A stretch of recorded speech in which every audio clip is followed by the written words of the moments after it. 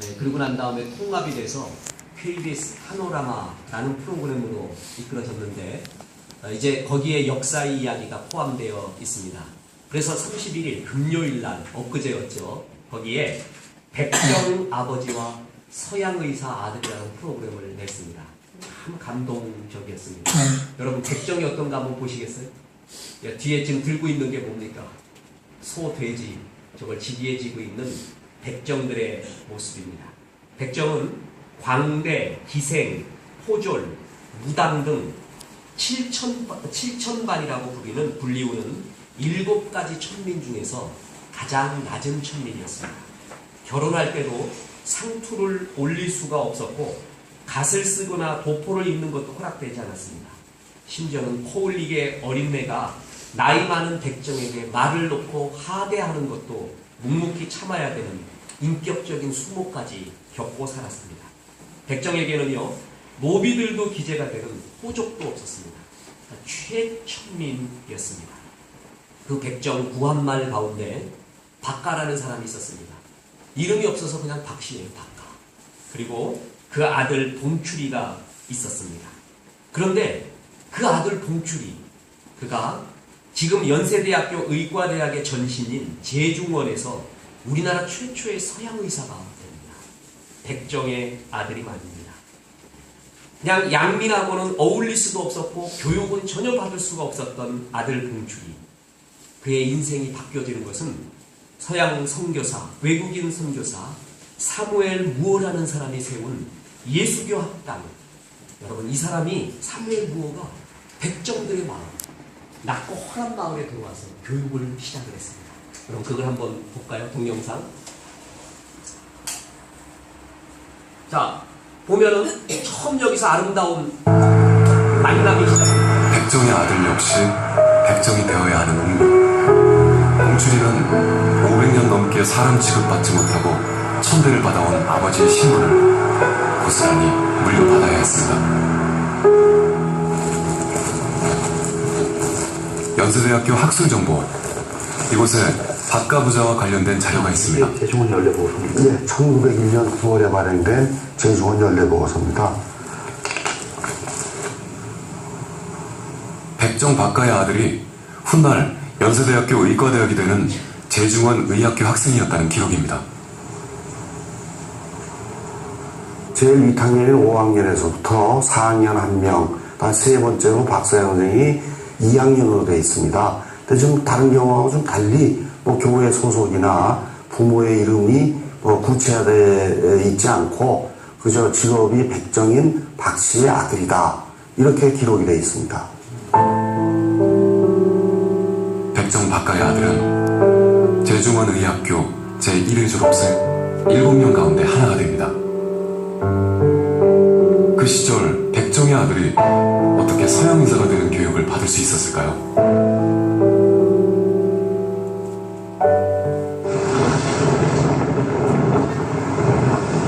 지금은 백화점과 호텔이 들어선 중구 을지로 일가일 때 곤단골 혹은 고운 담거리라 불렸던 곳입니다. 고운 담으로 연결된 집들이 있는 동네라는 뜻인데요. 1883년 서양에서 온 한 선교사가 이곳에 학당을 세우고 아이들을 무료로 가르친다는 소문이 들려옵니다.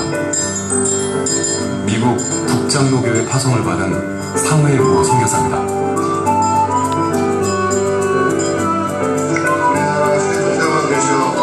조선말 습득에 뛰어났던 무어 선교사는 오선열이라는 한국식 이름을 짓고 예수교 학당을 열었습니다. 그리고 고아나 가난한 집 아이들을 불러들였습니다. 백정 박가는 아들을 이 학교에 보냅니다. 교육은커녕 양민들과 어울릴 수도 없었던 봉출이에게도 기회가 찾아온 것입니다. 백정의 아들은 다른 아이들 속에서 똑같이 글과 산수를 배우기 시작합니다.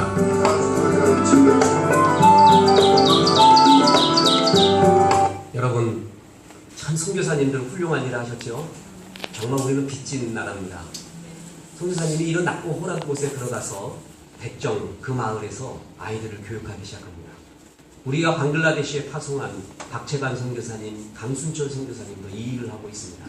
어떻게 열매를 맺을까 모르겠지만 그런 교육 사업을 하며 낮고 호란 그들의 자존감을 높여지고 주 앞으로 인도하게 됩니다. 그래서 봉출이가 처음으로 거기서 학문이라는 것을 배우기 시작을 합니다. 그러다가 1894년 청일전쟁이 나라에 일어나게 됩니다. 그때 전국적으로 전염병이 돌기 시작했습니다. 백정 아버지 박가는 그때 당시 이제 그 전염병에 쓰러지게 됩니다. 그랬더니 이 아들이 말이에요. 봉출이가 지금 자기를 가르쳤던 사무엘 무어 있지 않습니까? 선생한테 가서 우리 아버지 살려달라고 해요. 제발 부탁이니까 우리 아버지 좀 살려달라고. 좀 이런 아들이 있어야 됩니다. 그랬더니 사무엘 무어가 그 아들의 효심에 감동을 합니다. 그래갖고 그때 당시 고종 황제의 주치의였던 그리고 우리나라 최초의 서양 직병원인 제중원의 원장인 에비슨 선교사를 불러드립니다. 그래가지고 무어가 에비슨 선교사 보고 가서 좀 고쳐주자. 그래가지고 황제의 주치의가 백정의 집에 가게 됩니다. 그래서 거기서 고치게 됩니다. 한번 동영상을 볼까요? 연세대학교 의과대학교죠. 우리나라 서양의학의 산증인인 올리버 에비슨의 동상이 서 있습니다.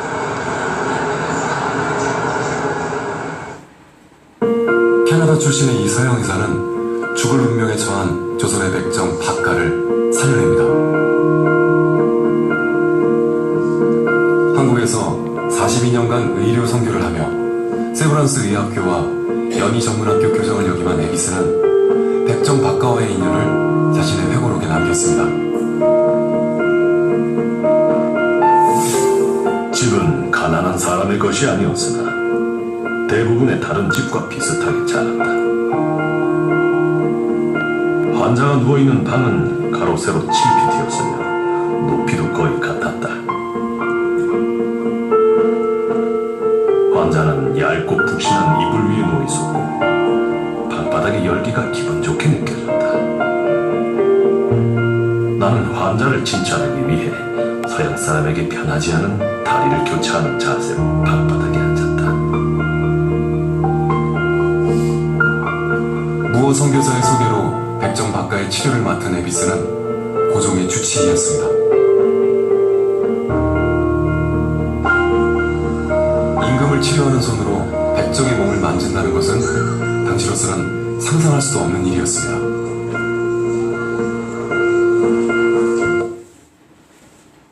선교사님이 황제를 만지는 손으로 백정을 만지게 됩니다. 참 이게 복음입니다. 차별이 없이 진심을 향해서 그 백정을 향해 치료를 해주게 됩니다. 그래서 낫게 됩니다. 그래서 이 백정 박가는 정말 이런 세계가 있는가? 나는 이때까지 꿈에도 그려보지는 못한 내 아들을 교육도 시켜보고 또한 황제의 주치의가 나를 치료를 해주는구나. 여기에 감동을 받고 백정 최초로 세례를 받습니다. 세례 좀 해달라고 세례를 받게 돼서 이름이 개명되게 새 이름을 얻게 되는데 봄을 맞아 새 사람이 되었다라는 뜻의 박성춘이 됩니다. 그리고 아들 또한 뭐냐면 상서로운 태양이 되라는 의미의 박서양이라는 이름이 생기게 됩니다. 여러분, 백정이 이름이 생긴다는 것, 그것은 존재의 의미, 사람 무시, 사람 노릇, 사람으로 취급당한다는 의미였습니다. 여러분, 아버지 박성춘은 여기서 한 걸음 더 나갑니다. 이게 아버지예요. 자신의 목숨을 살려준 제중원 원장 에비슨 선교사에게 제발 우리 아들 봉출이를 고용으로 데리고 가 사람 좀 만들어 주십시오. 인간으로 만들어 주십시오라고 호소하고 붙잡아 버립니다. 우리는 인간 취급당하지 못했습니다. 우리 아들 공부 좀 시켜주시고 거기 좀 취직 좀 시켜주시고 사람 좀 만들어 주십시오. 이래요. 황당한 부탁이었습니다. 에비슨은 그 간절한 부탁에 이 아들 박서양이를 됨됨이를 얼마 기간 동안에 살펴봅니다. 공부할 수 있는 자질과 인격적 덕목이 있는가를 살펴보다가 허드렛 일을 시켜요. 그래서 살펴봐요. 그러다가 받아들이기로 합니다. 그래서 박서양이 의학교육을 제중원에서 정식으로 받기 시작하면서 10년 만인 1908년 제중원 1회 졸업생 7명 중에 한 명이 됩니다. 백정의 아들이 우리나라 최초의 서양 의사가 된 것입니다. 여러분, 이 박서양은 복을 받았습니다. 좋은 아버지를 뒀습니다. 이 아버지의 간절한 바람 때문에 그가 하나님 나라에 쓰임받게 되죠. 뿐만 아니라 그의 인생에서는 좋은 선교사를 만났습니다. 그 선교사 만난 걸 꽉 잡았습니다. 그리고 끝으로 하나님께서 나에게 이런 복을 주신 것을 자기의 인생을 다해 하나님 나라에 헌신하는 삼박자가 다 맞은 인생을 살게 됩니다. 좋은 아버지를 만났습니다. 주께서 내게 보내주신 사자인 선교사를 꽉 잡았습니다. 그리고 내게 주신 이 축복을 이웃과 조국과 하나님 나라를 위하여 헌신하면서 불같은 인생을 살게 됩니다. 오늘 본문의 디모데의 가정은 그렇습니다. 성경에 나와 있는 최고의 가정이라고 얘기하는 디모데의 가정. 거기에는 좋은 신앙의 부모님이 있었습니다. 그리고 하나님의 사자였던 바울과의 만남을 꽉 잡았습니다. 거기서 끝인 것이 아니라 그 주신 하나님의 축복을 하나님 나라를 위하여 온통 헌신하며 살았던 이 삼박자가 다 갖춘 가정이 디모데의 가정이었습니다. 우리가 사모해야 할 가정의 부흥입니다. 여러분, 우리 흔히 그리스도인을 두 가지 부류로 나누게 됩니다. 하나는 바울형이고 또 하나는 디모데형입니다. 바울형은 뭐냐면은 예수를 믿지 않는 상황, 가정 형편 속에서 살아오다가 어느 날 극적으로 예수님을 만나는 경우, 바울이 그렇지 않습니까? 예수 안 믿고 있다가요, 남의 색으로 가는 길에서 주님의 빛을 보게 됩니다. 그리고 음성을 들으면서 확 변하게 됩니다. 이런 바울형의 사람이 있고 또 하나의 스타일이 뭐냐면 디모데형이에요. 믿음의 가정에서 자라요. 모태신앙일 수도 있고 믿음의 가정, 충분한 믿음의 토양 속에서 살아나는, 그래서 하나님 앞에서 살아가는 그런 가정, 그게 디모데형이에요. 여러분, 둘 다 장단점이 있습니다. 바울형 신앙인은요, 뜨거워요. 그 예수 만난 그 추억 때문에 생명력이 있어요. 대신에 뭐냐 하면 신앙에 뿌리가 없어갖고요, 뭐냐면 약간 흔들리기도 쉽습니다. 방황도 많이 합니다. 그게 바울형 스타일이에요. 디모데형은요, 신앙에 뿌리가 있어요. 그리고 좋은 신앙의 부모였다면 그 신앙의 덕을 봐요. 그거 분명히 성경적입니다. 네 엄마 봐서, 너 아버지 봐서 내가 너에게 이 축복 준다는 게 성경에 분명히 있습니다. 그래서 그런 덕을 봐요. 얼마나 좋은지 몰라요. 여러분, 릭 워런 목사님 아시죠? 아버지 때문에 나 이렇게 목회한다는 거예요. 지금 분당 우리 교회에서 뜨고 있는 이찬수 목사라고 아십니까? 아버지가 금식기도 하다 죽었어. 그래서 이게 그때는 무엇인가라고 헷갈렸었지만 이제 알았다는 거예요. 그 아버지의 기도와 순교로 내가 된다는 거지. 이렇게 축복받을 수 없는데, 이게 디모데형의 축복이에요. 그런데 이 디모데형의 신앙인의 문제점 중에 하나는 뭐냐면, 이런 사람이 강력하게 예수를 안 만나고 타성적으로 만나서 무기력한 생명 없는 신앙으로 추락할 가능성이 많이 있습니다.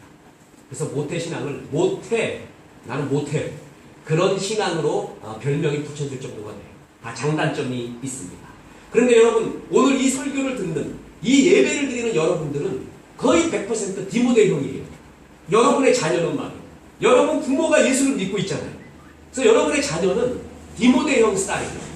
그래서 오늘 성경에서 이 디모데 가정에서는 어떤 일이 일어났고 어떻게 해서 최상의 가정이 되었는가를 우리가 지금 지켜보고 있는 거예요. 디모데 가정의 부흥, 우리가 추구해야 될 부흥이요, 바라봐야 될 소망일 것입니다. 내 자녀에게 주어야 될 것입니다. 이 디모데 가정의 최고의 특징, 그것은 첫 번째로 신앙의 훈련이 있었던 가정입니다. 디모데 가정의 부흥의 키워드, 그것은 경건의 훈련과 헌신입니다. 따라해 보겠습니다. 경건의 훈련, 그리고 헌신. 여러분, 이것이 디모데 가정에서 생각해야 될 키워드입니다. 이 디모데의 가정에는 신앙의 훈련이 있었습니다. 성경에요, 아버지 어머니 이름 나오는 건 있어도 외할머니 이름 나오는 건 없어요. 그런데 오죽했으면 바울이 외할머니의 이름까지 여기다 기록했는가 보세요. 5절, 이는 내 속에 있는 거짓이 없는 믿음을 생각함이라. 이 믿음은 먼저 내 외조모 로이스와 내 어머니 유니게 속에 있더니 내 속에도 있는 줄 확신한다. 어머니 그리고 외할머니의 믿음까지 칭찬해주고 있는 이 믿음의 토양의 가정, 거짓 없는 믿음. 이거 원어를 더 구체적으로 보면 영어 성경에는 성실한 믿음, 신실한 믿음이라고 했습니다. 여러분, 믿음 중에서도 성실하고 신실한 믿음이 있고 약간 좀 음흉하고 거짓 믿음도 있습니다. 신실하대요. 너 보면 클리어해요. 참 정말 투명한 이슬 보는 것 같은 믿음이라는 거예요. 여러분, 묻습니다. 이 가정은 어머니와 외할머니의 이름이 나오기까지 어떤 과정이 있었을까요? 외할머니의 믿음이 어머니 속에 있더니 그 어머니 속에 있었던 믿음이 너한테도 있구나. 그럼 묻습니다.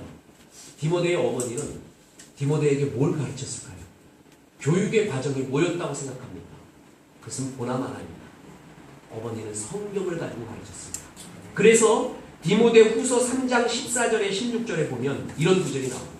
그러나 너는 시작 배우고 확신하는 일에 거하라.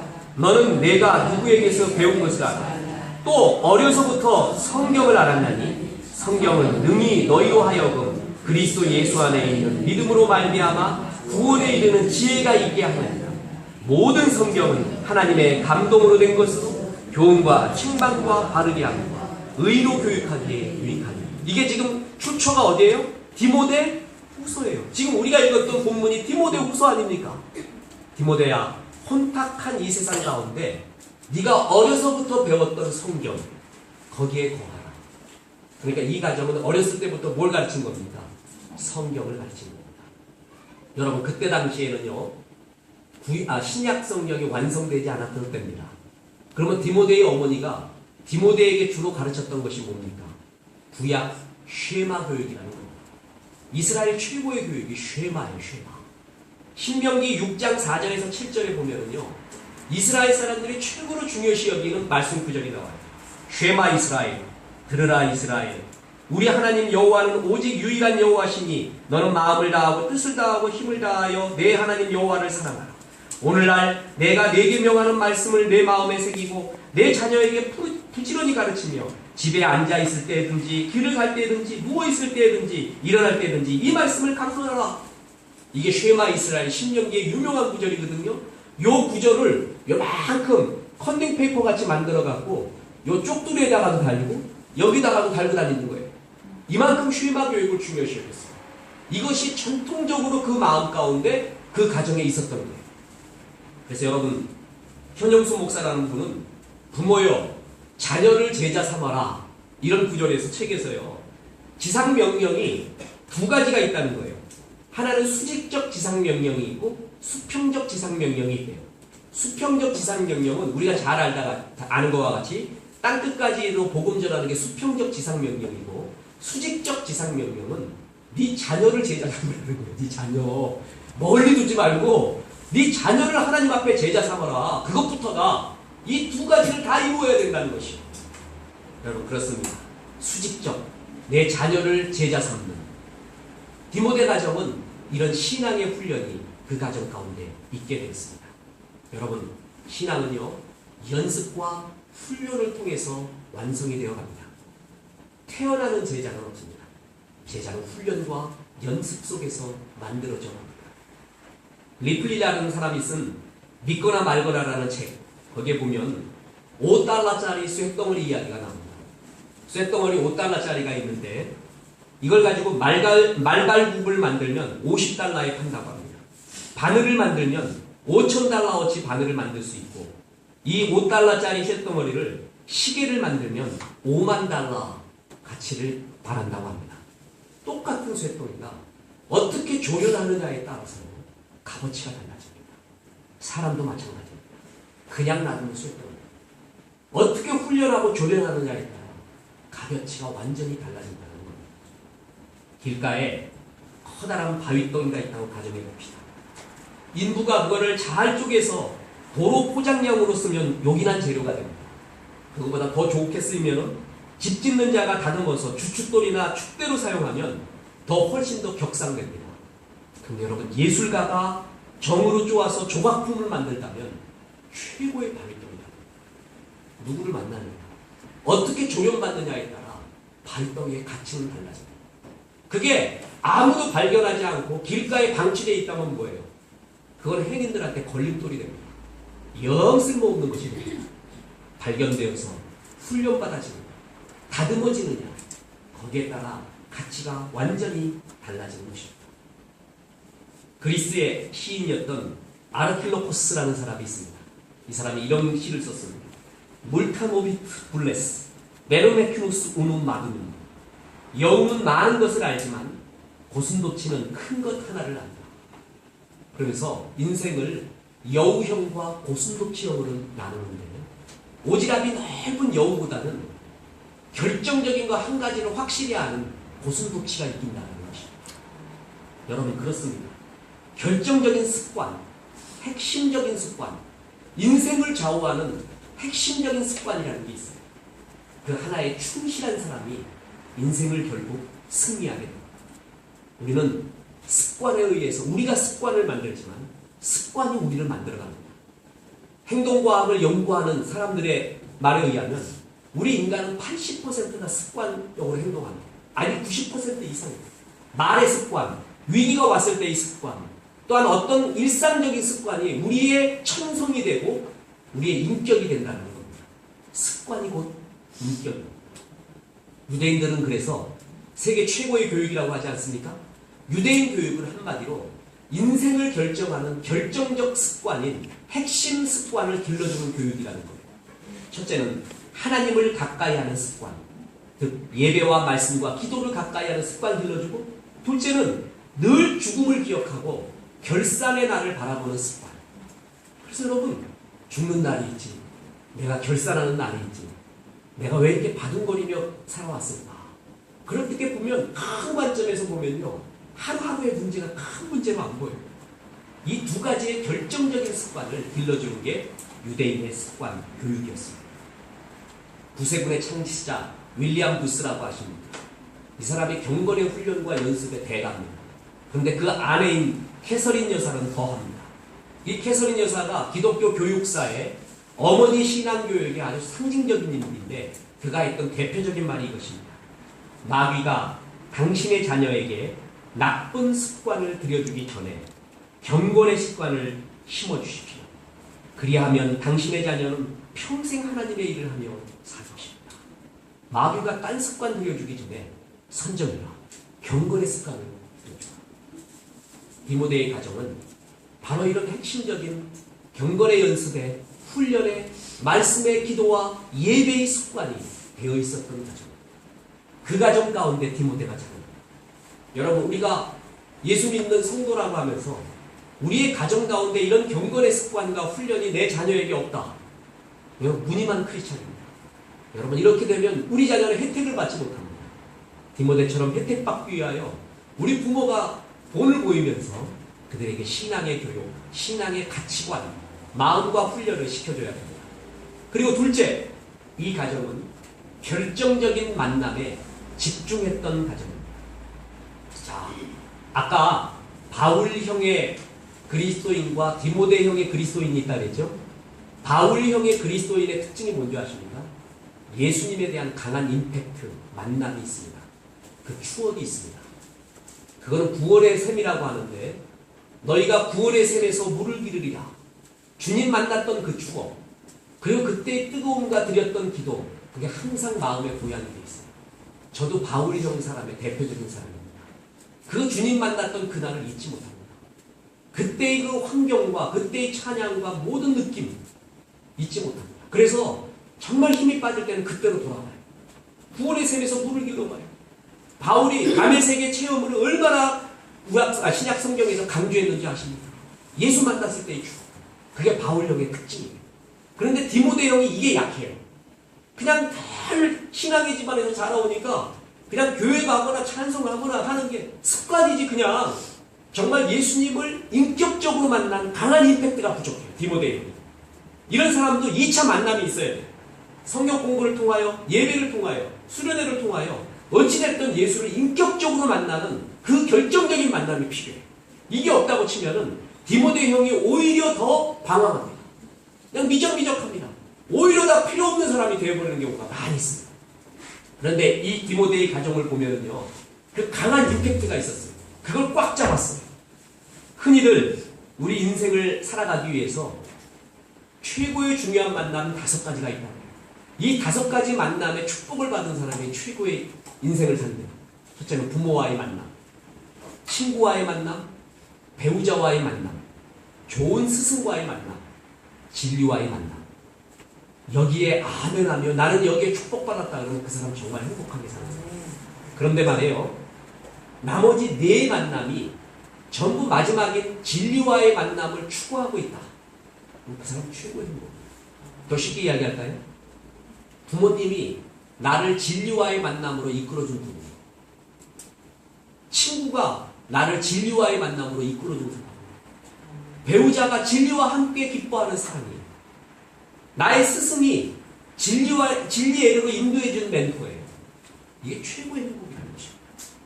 여러분, 이런 만남 속에 사는데 디모데는 이런 결정적인 만남을 만나게 됩니다.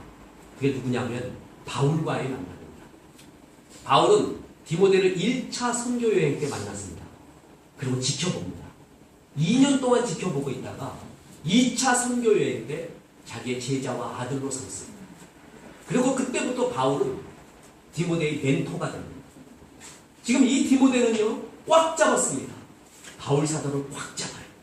그래서 흐물흐물한 나는 이런 신앙의 가정에 살았다라고 하는 그런 헛된 자부심만 있지 않고 정말 하나님 나라의 결정적인 존재로 그가 살아가요. 디모데 형의 사람한테는 이게 필요합니다. 이 결정적인 만남을 위해 부모들은 기도해 줘야 돼요. 그리고 그 만남이 있다고 하면 꽉 잡을 수 있도록 최선을 다해 투자할 수 있도록 그 만남을 유지해 가야 돼요. 여러분, 마귀가 이걸 뺏어가려고. 그래서 성경은 에베소서 5장 16절에 보면은 아주 간단한 이런 구절을 말합니다.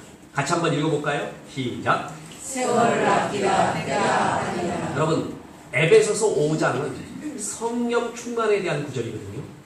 에베소서는 충만 풍성함의 복음이라고 했죠. 하나님이 이렇게 충만 풍성하니까 하나님을 믿는 너희도 그렇게 살아라. 그래서 그 하이라이트가 5장에 들어갑니다. 그 성령 충만이 그때 나오거든요. 그 성령 충만을 하기 위해서 너희에게 정말 필요한 게 뭐냐면 세월을 아껴라. 때가 악하니라. 이때 세월, 그것이 카이로스라고 했어요. 그냥 크로노스, 물리적인 시간이 아니라 카이로스, on the critical time, 결정적 시간, 결정적 기회를 의미해요. 그러니까 결정적 기회를 뭐하라? 아끼라. 아끼라는 엑사고라죠. 건져 올리다, 사다라는 뜻이에요. 너에게 결정적 기회가 오면은 네가 돈과 열정과 마음을 지불해서라도 그것을 건져 올려라. 사라 이거예요. 때가 악하니까 그런 기회가 많지 않다는 거예요. 정말 너를 결정적으로 변화시킬 그런 기회, 그런 하나님과의 만남, 그런 주의 사자와의 만남을 너는 엑사고라죠. 반드시 건져 올려라. 반드시 사라. 그것은 갑지불을 하고 네가 얻으라. 하나님이 나를 축복하는 방법은 여러 가지가 있지만 결정적인 사람을 만나게 해줘. 그래서 나를 변화시키는 거예요. 근데 그걸 소홀히 하잖아요. 그걸 우습게 하면은 하나님이 주의 사자를 보내줘도 아무 소용이 없는 거예요. 소용. 그를 만났을 때 꽉 잡아야 돼. 근데 이 바울 형은 그걸 잘해요. 그것 때문에 변화를 받거든요. 근데 디모데 형은 또 기회가 있겠거니, 또 좋은 날 있겠거니 이러면서 결정적인 기회를 다 놓쳐버립니다. 여러분, 디모데는 그러지 않았습니다. 이 가정은요, 바울을 만났을 때 꽉 잡습니다. 아까 백정 박성춘을 아십니까? 나는 그의 이 다큐를 보면서 한 4번을 돌려봤어요. 아버지가 대단해요. 그 아들을 갖다가 선교사한테 붙여주려고 그냥 인정사정 볼 거 없어요. 그냥 뭐냐 하면은 닥치고 만나래요. 당만이야, 당만. 여러분, 닥치고 만나는 거야. 이거 아니면 죽는다. 그래갖고 아들을 갖다가 거기에 붙여줘. 주의 사자 사무엘 무호가 왔어요. 그런데 왔냐? 어이, 잘 왔네. 그러고 앉아있으면 역사는 이루어지지 않아요. 공부시키기 위하여 딱 붙여줍니다. 그랬더니 아들도 대단해요. 우리 아버지 전염병 걸리니까 무호 찾아가서 우리 아버지 살려내라고 그러고 부탁한다고 하면 막 매달립니다. 다윗의 자손 예수요, 나를 불쌍히 여기소서. 이런 열정이 그 두 부자에게 있었어요. 그러니까 무호가 오죽했으면 고종관제의 주치의를 데리고 왔겠어. 주치의를. 그래갖고 백정을 치료하는 거지 있을 수가 없는 얘기예요. 그리고 치료를 하고 나니까 감동받아 세례를 받죠. 그 다음에 아버지는 한수 더 떠요. 뭐라 그래요? 우리 아들 제주원에 취직 좀 시켜달래. 사람 좀 만들어달래. 이게 있을 수가 있는 얘기란 말이에요. 그리고 또 매달립니다. 이 결정적인 만남이 내 인생을 어떻게 변화시킨다는 걸 알고 있어요. 이게 지혜로운 사람이에요. 그래서 꽉 잡는 거예요. 꽉 잡아요. 하나님이 나를 축복하기 위하여 이런 결정적인 사자와의 만남을 허락해요. 그게 나를 축복하는 방법이에요. 하나님의 방법의 90% 이상이 사람을 통해서 해요. 근데 그건 우습게 볼 줄 아는 눈이 없어요. 눈이 안 열려 있어. 여러분, 그럴 때 그 만남은 축복이 아니라 걸림돌이 됩니다. 그냥 바위돌이다. 여러분, 디모데는 바로 이 결정적인 만남을 꽉 잡습니다. 그래서 역사가 이루어지는 거예요. 여러분, 여러분의 자녀는, 교회 자녀는 거의 디모데입니다. 이런 사람들의 약점이 바로 그거예요. 주님을 믿는데 흐물흐물하게 믿어. 이게 결정적인 생명력이 없는 경우가 많아요.